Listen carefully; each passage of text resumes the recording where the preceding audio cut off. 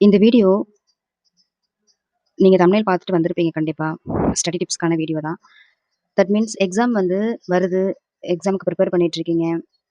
நான் டெய்லி படிக்கிறேன். நெறைய டைம் எடுத்து படிக்கிறேன். ஆனா, என்னால மார்க் ஸ்கோர் பண்ண முடியல. பண்றேன். ஆனா, நான் எக்ஸ்பெக்ட் பண்ற மார்க் எனக்கு கிடைக்கல. ஏன் அதெல்லாம் அப்படின்னு நீங்க நினைக்கிறீங்க? நான் சொல்றேன். நம்ம எவ்ளோ டைம் எடுத்து படிக்கிறோம் அப்படிங்கிறது விஷயம் இல்லன்னு நெறைய நெறைய வீடியோஸ் பார்த்துருப்பீங்க. எவ்ளோ டைம் எடுத்து படிக்கிறோம்? எவ்ளோ கவர் பண்றோம்? எவ்ளோ கிளாஸஸ் போறோம்? அதெல்லாம் ஓகே. பட் நம்ம எக்ஸ்ட்ரா அடிஷனலா ஒரு தப்பு பண்றோம். அது எத்தன பேருக்கு தெரியும்னு தெரியல. ஸோ, அத நான் இந்த வீடியோல சொல்றேன்.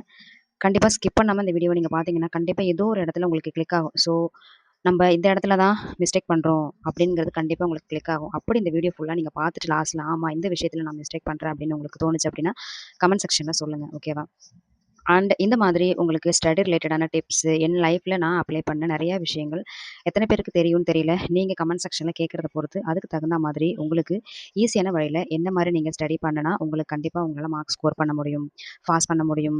Government aspirant that means TNPSC ஆஸ்பிரன்ஸா இருக்கட்டும், இல்ல school and colleges semester public exam படிக்கிறவங்களுக்கா இருக்கட்டும், நான் நிறைய டிப்ஸ் அண்ட் என்னுடைய ஃப்ரெண்ட் சர்க்கிள் சர்க்கம்ஸ்டான்சஸ்ல நிறைய பேருக்கு ஷேர் பண்ணிட்டு இருக்கிறது உங்களுக்கு ஆஸ் யூஷுவல் உங்களுக்கு வீடியோ மூலியமா அப்லோட் பண்றேன்.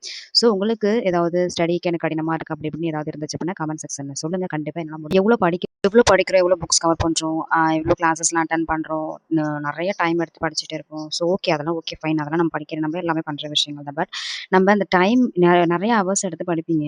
ஆனா இந்தந்த ஒருத்தவங்களுக்கும் டிபெண்ட்ஸ். புரியும். நான் சொல்றேன் புரியும் உங்களுக்கு. ஒருத்தவங்களுக்கும் டிபெண்ட்ஸ். எப்படின்னா, இப்ப எனக்கு வந்து எப்படின்னா, சயன்ஸ் சப்ஜெக்ட் ஈஸியா வரலாம். தமிழ் சப்ஜெக்ட் லாங்குவேஜ்ங்கிறனால தமிழ் சப்ஜெக்ட் ஈஸியா வரலாம். இங்கிலீஷ் சப்ஜெக்ட் கூட மேபி ஈஸியா இருக்கலாம்னு வச்சுக்கோங்க. இது இப்ப உங்களுக்கு எப்படி இருக்கும்னா, உங்களுக்கு சில பேருக்கு மேத்ஸ் சப்ஜெக்ட் கஷ்டமா இருக்கலாம். சில பேருக்கு வந்து சோசியல் சயன்ஸ் சப்ஜெக்ட்டா இருக்கலாம் கஷ்டமா இருக்கலாம். சில பேருக்கு வாட் எவர் உங்களுக்கு என்ன சப்ஜெக்ட் இருக்கோ அது ரிலேட்டடா கஷ்டமா இருக்கலாம். சில பேருக்கு எப்படி இருக்கும்னா, குறிப்பிட்ட கன்டென்ட் வந்து பிடிக்காம இருக்கும். அத ஆனா படிச்சு தான் ஆகணும். அந்த கொஸ்டின்ஸ் கண்டிப்பா வரும். சில பேருக்கு வந்து சில இது வந்து மக்கப் பண்ணா தான் ஞாபகம் இருக்கும். ஆனா என்னால மக்கப் கூட பண்ண முடியல, மெமரி கூட பண்ண முடியலங்கிற விஷயம்லாம் இருக்கும். ஸோ, அந்த மாதிரி உள்ள சப்ஜெக்ட் எல்லாம் நீங்க அதுக்கு தகுந்த இந்தந்த டைம் பீயிங்ல நீங்க எடுத்து படிச்சீங்க அப்படின்னா, கண்டிப்பா உங்களால அந்த விஷயத்த கவர் பண்ண முடியும். அந்த விஷயத்த உங்களால கண்டிப்பா ஃபுல் ஃபோக்கஸ்டா இந்த சப்ஜெக்ட்டுக்கு இவ்ளோ கஷ்டப்பட்டோம்னு யோசிக்கிற அளவுக்கு கண்டிப்பா அந்த பர்ட்டிகுலர் டைம்ல நீங்க படிக்கிறத பொறுத்து கண்டிப்பா அது சுலபமாகும் உங்களுக்கு. ஸோ, எந்தெந்த டைமிங் அப்டின்னா, இப்ப உங்களுக்கு ஒரு ஒரு டைம் பிரிச்சுக்கோங்க. ஒரு ஸ்டடி பிளான் நீங்க படிச்சிருப்பீங்க. நான் 1 ஹவர் சப்ஜெக்ட் சயன்ஸ் படிக்கிறேன், 1 ஹவர் இங்கிலீஷ் படிக்கிறேன், 1 ஹவர் தமிழ் படிக்கிறேன். ஸோ, இந்த மாரி நீங்க டைம் ஒதுக்கிக்கிறீங்க. பட் இந்த ஸ்டடி டைம் பிளான் வந்து கொஞ்சம் டிஃபரெண்ட்டா இருக்கும். நீங்க அத ட்ரை பண்ணி பாருங்க. காலையில எழுந்திரிக்கிறீங்களா, இந்த 5:30 டூ 8:00 எழுந்திரிக்கலாம். அந்த டைம் பீயிங்ல உங்களுக்கு என்ன சப்ஜெக்ட் கடினமான பாடமா இருக்குது, டிபெண்ட்ஸ் உங்களுக்கு எந்த பாடம் கடினமா இருக்குதோ, எந்த டாபிக் கடினமா இருக்குதோ, எந்த கன்டென்ட் டஃபஸ்ட் சப்ஜெக்ட், டஃபஸ்ட் டாபிக்கா உங்களுக்கு தோணுதோ, ஸோ அந்த சப்ஜெக்ட்ட நீங்க எடுத்து என்ன பண்றீங்க, 5:30 மேபி நீங்க 4:30 எழுந்திரிக்கிற பெர்சனா இருக்கலாம் இயர்லி. இல்ல சில பேர் 5:30 எழுந்திரிக்கிற பெர்சனா இருக்கலாம். நீங்க 4:30 இல்ல எய்தர் 5:30 டூ 8:00 அந்த டைம் பீயிங்ல உங்களுக்கு எந்த டாபிக் கஷ்டமா இருக்கோ, அந்த டாபிக்க நீங்க மத்த டைம்ல படிக்காம, அந்த இயர்லி மார்னிங் எழுந்திரிக்கிற டைம்ல படிங்க. கண்டிப்பா அந்த சப்ஜெக்ட் உங்களுக்கு ரொம்ப, ரொம்ப, ரொம்ப சுலபமா இருக்கும். ரொம்ப, ரொம்ப ஈஸியான டாபிக் ஆயிடும். ஈஸியா உங்களுக்கு மெமரி ஆயிடும். ஏன் நான் அந்த டைமிங்ல இருந்து படிக்கணும்னா, நைட் நல்லா தூங்கிட்டு காலைல எழுந்திரிச்சு பீஸ்ஃபுல்லா அந்த சப்ஜெக்ட்ட நீங்க எடுத்து பார்க்கும்போது, மைண்ட் ரொம்ப கிளவராவும், அம் அ ரொம்ப ஆக்டிவாவும் நம்ம பிரெயின் இருக்கும். ஸோ, அந்த டைம்ல நம்ம எந்த மாரி கடினமான பாடங்களா இருந்தாலும் ரொம்ப சுலபமான ஒரு டாபிக்கா ஆகிடும். ஸோ, அந்த டைம் எடுத்து வச்சு படிங்க. அப்புறம் 8 டூ ஒரு 8 9, 9 டூ 10 வந்து உங்க ரொட்டீன்ஸ் ஒர்க்க வந்து பண்றதுக்கு டைம் எடுத்துக்கோங்க. ஏன்னா நம்மள ஃபேமிலி கமிட்மெண்ட்டும் நெறைய இருக்கும். ஸோ அந்த 2 ஹவர்ஸ் நீங்க பிரேக் எடுத்துக்கோங்க. அடுத்து 10 டூ 1:30 இல்ல 1:00 அந்த டைமிங்ல என்ன பண்றீங்க அப்டின்னா, உங்களுக்கு சுலபமான சப்ஜெக்ட் இருக்கும் இல்லையா? அந்த சப்ஜெக்ட் படிக்கிற மாதிரி தான் இருக்கும். கவர் பண்ற மாரி இருக்கும். ஸோ சுலபமான சப்ஜெக்ட் எடுத்து அந்த டைமிங்ல படிங்க. ஓகேவா? அதுக்கப்புறம் 1:30 டூ 2:30 இல்ல 2:00 1/2 அன் ஹவர், 1 ஹவரோ நீங்க ரெஸ்ட் எடுக்கிறீங்களோ, லஞ்ச் எடுக்கிறீங்களோ அந்த டைம் பிரேக் எடுத்துக்கோங்க. பிரேக் எடுத்துட்டு, அதுக்கப்புறம் நீங்க 2:30க்கு உட்கார்றீங்க. ஸ்டடிக்கு உட்கார்றீங்க. அந்த 2:30லேருந்து நீங்க ஒரு 5:30 இல்ல 5 எய்தர் 5 ஆர் 5:30 டைம் பீயிங்ல 2 டூ 5:30 என்ன பண்றீங்கன்னா, நீங்க எக்ஸாமுக்கு நல்லா படிச்சிருப்பீங்க. ஆனா, சில பேர் கண்டிப்பா இந்த எரர் வந்து எல்லாருமே பண்ணியிருப்பீங்க. நானுமே இந்த விஷயத்த பண்ணியிருக்கேன்.